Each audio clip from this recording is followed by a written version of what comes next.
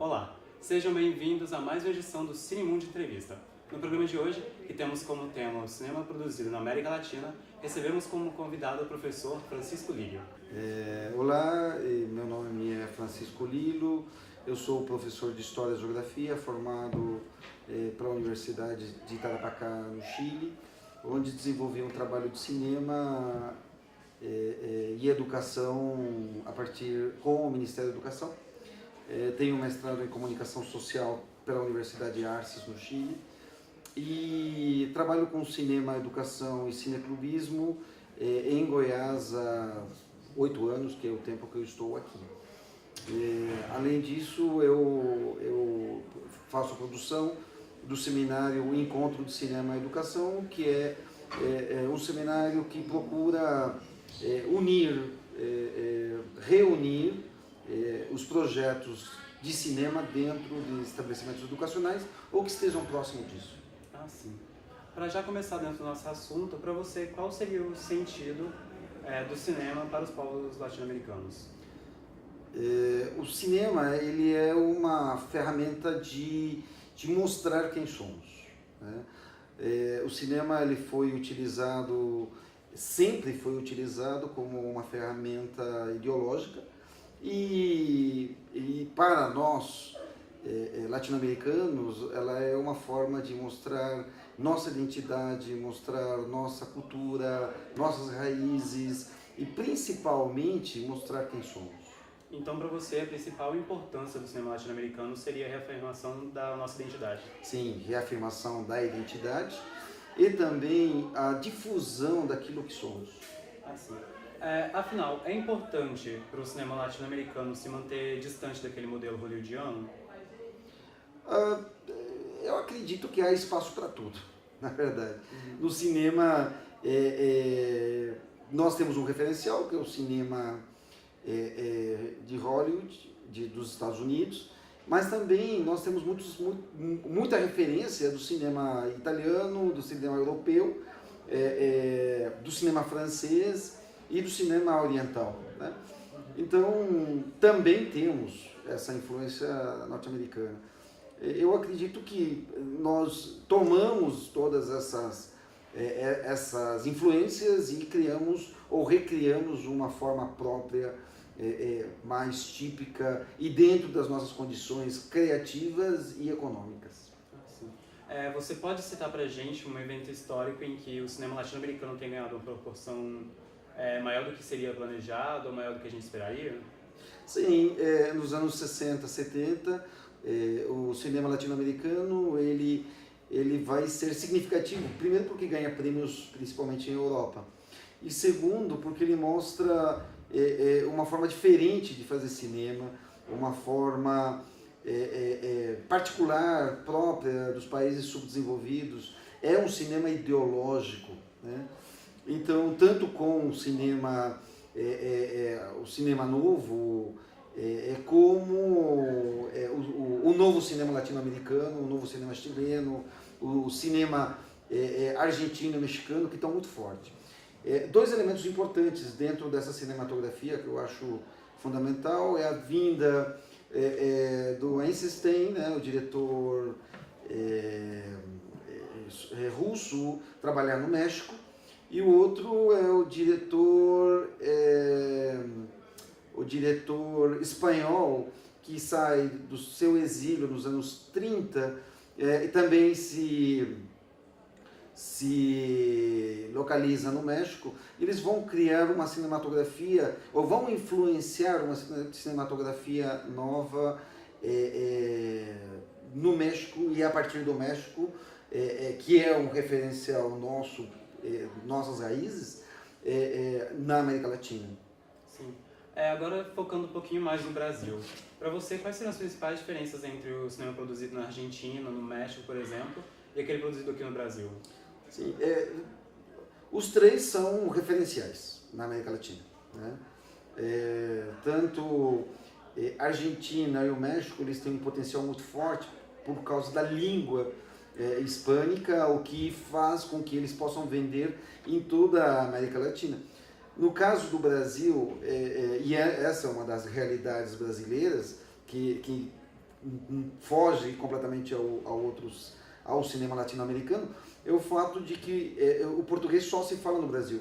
Então, o cinema brasileiro, ele é pouco visto na América Latina, ou foi pouco visto na América Latina, justamente por causa do idioma. O idioma foi uma barreira que distanciou um pouco essa influência. Agora, houveram vários festivais.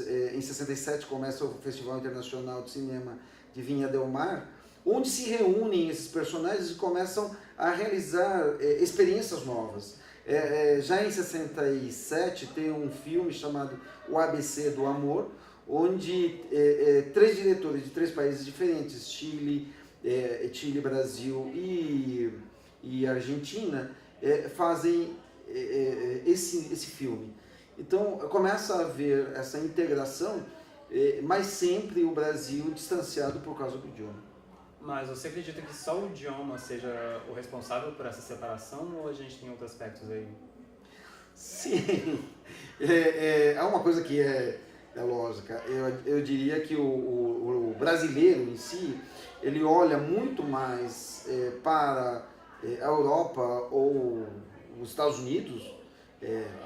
Quando você vai tentar fazer uma pós-graduação, geralmente o pessoal vai fazer pós-graduação ou na França, ou na Espanha, ou nos Estados Unidos. Ninguém pensa fazer uma pós-graduação na Argentina, ou na Colômbia, ou no Chile, ou no México, que são países que estão em grande desenvolvimento. O Brasil, acho que um pouco ele se separa através da cordilheira, através do idioma, mas também através daqueles países que ele quer se projetar, e geralmente não são os países latino-americanos. Há sim, não vou falar que há uma inimistade. Não há uma rivalidade. Essa rivalidade Brasil-Argentina, ela não é uma rivalidade em si. Mas o que há, sim, é a necessidade do brasileiro se projetar mais com a cultura europeia do que com a cultura latino-americana. Agora a gente falando da produção cinematográfica brasileira. Por que você acha que a gente valoriza tão pouco os filmes que são produzidos, como é que eu posso dizer? A gente valoriza mais os filmes que são de comédia ou que têm um grande teor de violência. E por que a gente deixa de valorizar os filmes que não entram nesses nichos? Sim. Quando falamos de público, né? Quando falamos de público, na verdade, sim, há uma grande quantidade de público para filmes direcionados à comédia e violência com um formato global. Mas, se nós tomarmos a quantidade, enquanto a quantidade de filmes, nós vamos ver que 90% dos filmes eles não têm essa temática. Sim.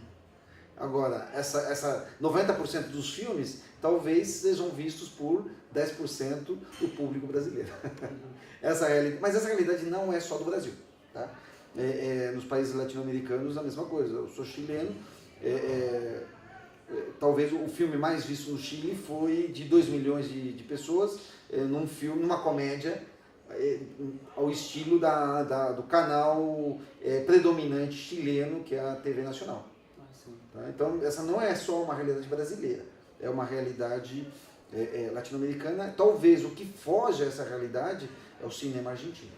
E qual para você seria o caminho a se seguir para não só o Brasil, mas o Chile e todos os países da América Latina favorecerem mais as suas produções que não sigam esses nichos? Eu acho que eles estão fazendo. Eu acho que já, de certo modo, há uma produção muito grande de cinema que não segue esse caminho, né, de produção fechada, né, que é global, digamos, no caso do Brasil. Mas você tem uma grande quantidade de filmes que produzem regionalidades, culturas regionais, e isso é importante. Agora, talvez o problema é a estratégia de difusão e de exposição dos filmes. Eu acho que por aí está, mais do que produzir. Temos muitos festivais. Uma das realidades que nós temos, tanto no Brasil como na América Latina, é que os jovens que estão fazendo cinema, eles estão fazendo cinema para festivais e não para público. E essa realidade talvez tenha que mudar. Uma próxima pergunta, inclusive, tem a ver com isso. Aqui em Goiânia mesmo, nós temos festivais de cinema latino-americano, como o Perro Louco. A gente pode citar o Imigração também, né? Qual é a importância desses festivais dentro do cenário cinematográfico? Goiânia, ela está se destacando por uma produção muito grande, né?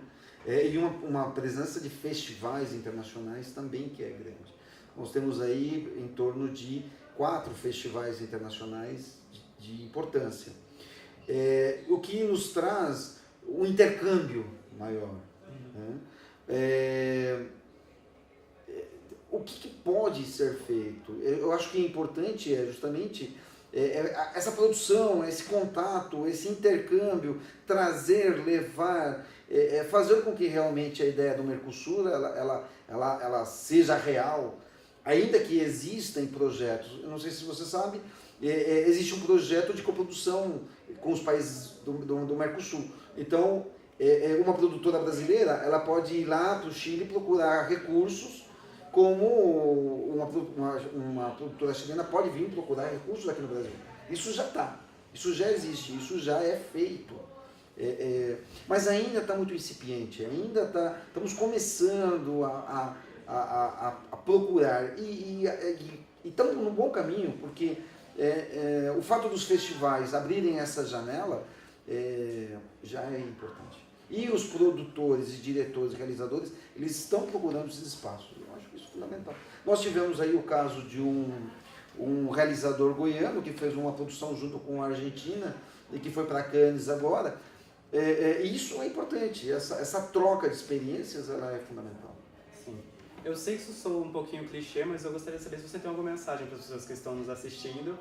Valorize o cinema local, conheça os espaços de cinema. O cinema não é só aquele que você vai no shopping. Você tem várias salas de cinema que, de certo modo, estão morrendo em Goiânia. Nós tivemos já o Goiânia Ouro, que é uma sala de 300 lugares que fechou.